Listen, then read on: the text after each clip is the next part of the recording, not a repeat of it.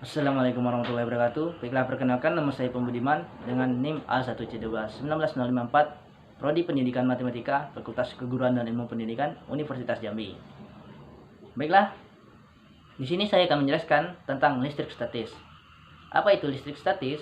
Listrik statis adalah kumpulan muatan listrik dalam jumlah tertentu yang berada dalam keadaan statis dan di mana terjadi ketidakseimbangan baik di dalam maupun permukaan pada suatu benda. Muatan listrik akan tetap ada jika arus listrik melepas muatan listrik. Muatan listrik muncul karena adanya pelepasan elektron dari satu benda ke benda lainnya.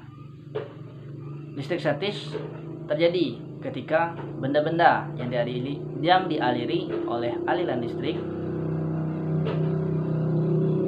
saling berpautan tanpa adanya sumber daya listrik.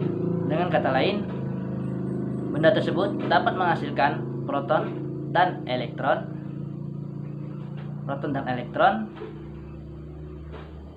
tanpa menggunakan sedikit pun pembangkit energi listrik.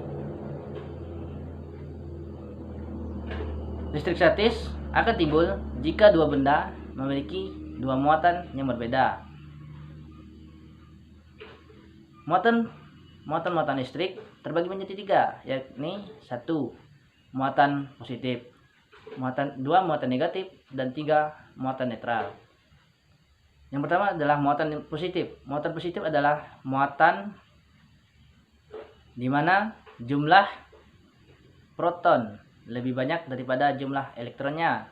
Sedangkan muatan negatif adalah muatan di mana jumlah proton lebih sedikit daripada jumlah elektronnya. Sedangkan muatan netral adalah muatan di mana jumlah proton dan jumlah elektronnya sama.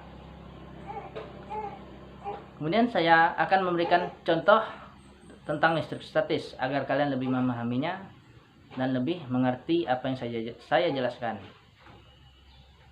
Saya akan memberikan dua contoh pada segmen ini.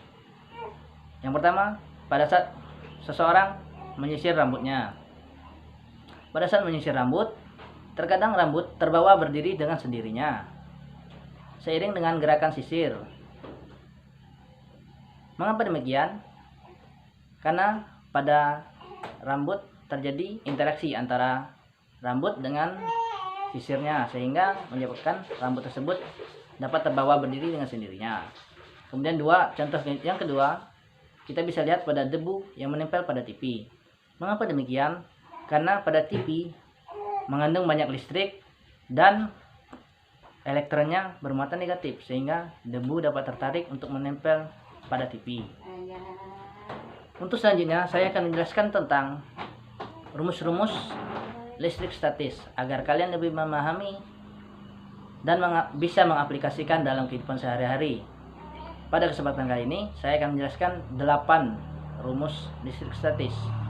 Yang pertama, gaya Coulomb yang diciptakan oleh Coulomb dengan lambang F.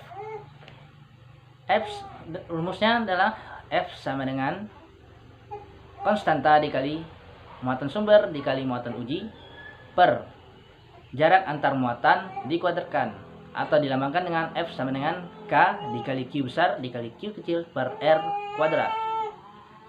Kemudian rumus yang kedua adalah kuat medan arus listrik. Kuat medan listrik atau dilambangkan dengan E. Rumus E adalah E sama dengan K dikali Q besar per R kuadrat, atau dibaca kuat medan listrik sama dengan konstanta dikali muatan sumber per jarak antar muatan dikuadratkan. Kemudian rumus yang ketiga yakni potensial listrik atau dilambangkan atau dikenal dengan P. Rumusnya yakni P sama dengan konstanta dikali Q besar per P kuadrat, atau dilambangkan dengan P sama dengan K dikali Q per Q per R. Kemudian yang keempat ada rumus energi potensial atau dilambangkan dengan EV. Rumusnya yakni EV sama dengan konstanta dikali muatan sumber dikali muatan uji per jarak antar muatan, atau dilambangkan dengan Fv sama dengan K dikali Q besar dikali Q kecil per R. Kemudian yang kelima ada rumus usaha atau dilambangkan dengan W. Rumusnya yakni WAB sama dengan Q kecil dalam kurung PB dikurang PA, atau dibaca dengan usaha sama dengan muatan uji dalam kurung potensial listrik B dikurang potensial listrik A. Berikut adalah rumus usaha. Kemudian nomor 6. Nomor 6 ada rumus kapasitas untuk uji keping. Rumusnya yakni C sama dengan epsilon 0 dikali K dikali A per D. Epsilon 0 di sini adalah permitivitas hampa. Kemudian K di sini adalah koefisien dielektrik, dan A di sini adalah luas penampang, dan D-nya adalah jarak antar keping. Kemudian yang ketujuh ada rumus kapasitansi kapasitor. Rumus kapasitansi kapasitor di sini adalah dilambangkan dengan W. W sama dengan setengah C dikali P kuadrat, atau dibaca dengan kapasitansi kapasitor sama dengan setengah dikali